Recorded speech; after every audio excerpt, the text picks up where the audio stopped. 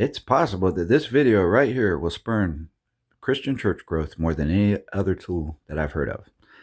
And it's going to surprise you because I'm going to say it right now. Stop telling people to go to church every Sunday.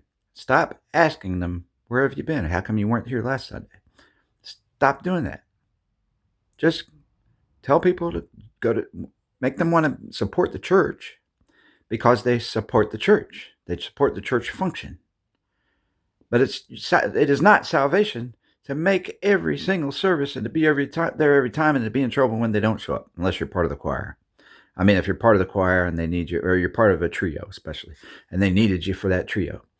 But are they teaching a Sunday school class and didn't show up? Somebody who teaches a Sunday school class should be there every Sunday, if that they can, right?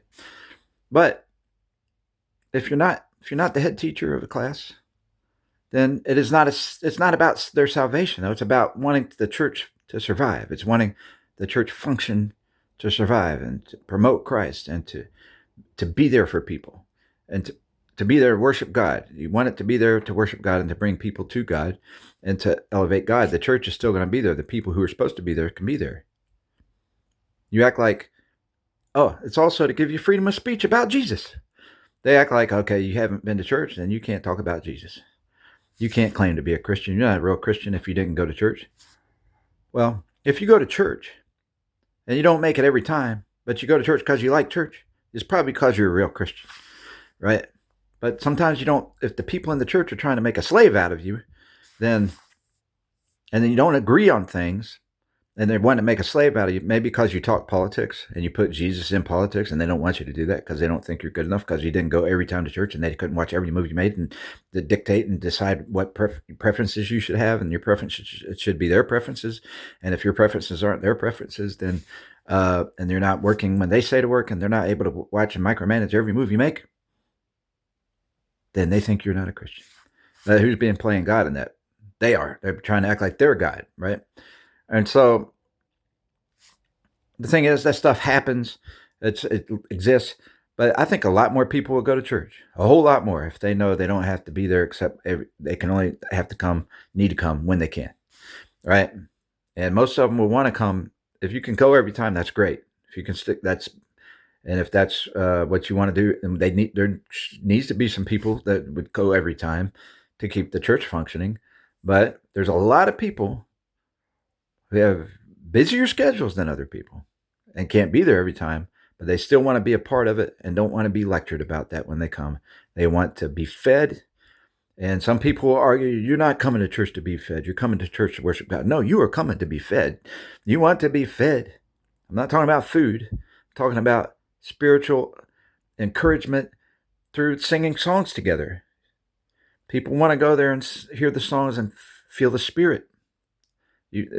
Where two or three are gathered in my name, there will I be in the midst of them. And there is a sense of God's Spirit in that setting. People miss that when they don't go to it. I've been to churches where there are people forced to go to church and they don't care. And I like going to churches where people want to go to church and they enjoy it, even if they're invited and are an agnostic or whatever else. But they were invited by somebody who talked them into coming. And they're like, look, you're not going to get criticized for not coming here every time the door's open. All right? But so come enjoy it. Don't worry about it. Listen to what God has to offer us through his church process, right? So some churches have better speakers than others, but most speakers are pretty good today as far as better speakers than me as far as intellectually and studying specific things from the Bible, teaching from the Bible, whereas I speak in terms of applying the Bible to everyday stuff and don't have a great memory for the references, don't have time even to look up all the references. And if I did, I wouldn't remember them unless I wrote it down, right? Right. Oh, yeah, turn with me to the book of, but I quote a verse for you, and I'm like thinking, you can Google those words and it'll tell you what verse it is, right? So it's not a spiritual problem. Some people think I have a spiritual problem for not remembering all the verses. No. First of all, if I had a spiritual problem with that, it would have been this. I wouldn't have it's not a spiritual problem. I've had that problem in history courses where I can't remember the dates. I'm not good at that stuff. And I had to study it hours and hours to pass the test. And other people I knew studied it 30 minutes and passed the test, right? But everybody has, I have a quote that says everybody, I forgot the quote, but everybody has their own IQ, or everybody has different IQ. Different IQ.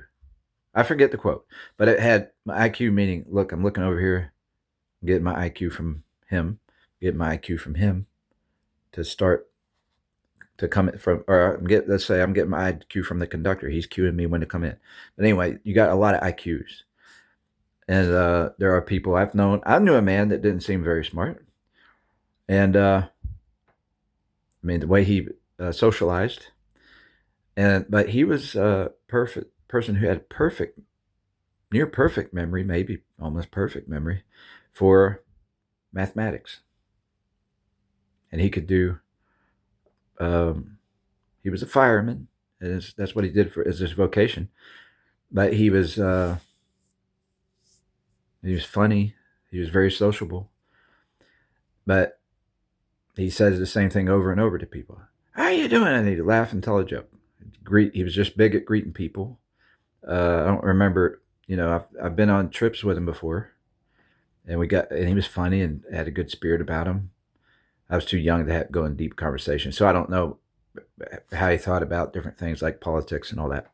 But the guy, you wouldn't have considered that he can do anything with math. You can say 600 minus 200 plus 5,000 plus 10 trillion minus 300 trillion 200,000 billion 200 million 300,000 102 minus 15 plus 17 plus 16 plus 15 plus 14. What's the answer? He could probably give you the answer, right? That's what I'm saying. He was good at, whether he could do it to that level, at that age, I didn't challenge it all, but he could do that. Probably give you the answer to that. Times, and if you put times and divided by in there too. So I'm just saying he had almost like a genius. So in that, and he might not be very smart for politics. I guess he had to be good for remembering dates and stuff if he could do that, right? Which I'm not good at. So, but you would have never thought that, knowing his personality. So the same thing happens there's people that are good at mechanics with cars, and they don't want to know anything about academics, or they're not good at it, or they can't speak well. They could be, for a mutant is different. I don't understand. I hadn't thought about the science behind why some people can't talk, but they can hear fine. But there are people who are not good with vocabulary and good with language, who are good at mechanics, and they're geniuses at mechanics. And so I'm just saying, I forgot the topic of this video once again, but anyway, I guess I'll end with that, because whatever I brought that up for was the topic of the video. I'm not going to rewind. I'm not going to wait. It come to my memory. But today, at least my memory is better today than it was yesterday. I don't know. Nobody's heard my videos, but I've had a real physical problem with my memory recently, and I'm not sure if I got high cholesterol all of a sudden or what it is, but I've had problems before and fixed it with nutrition, and I hope to fix it again. And if I don't fix it again, eventually, I'm not going to keep making long videos and forgetting what I'm saying all the time. I might sometimes, but I'm going to be more, try to be more, successful, or make more effective and efficient, and do short 2-minute videos, and that kind of summarize everything. And I'll do that, and I'll write stuff down and do that if I actually have something wrong with my mind that's not going to repair. All right, but I'm going to stop right there, because I did forget, and I just did 3 other videos I haven't uploaded yet, and they're long ones, so I'm going to stop right here. And I only have 25 minutes left on this phone to make a video. 25 minutes total, so I'm stopping.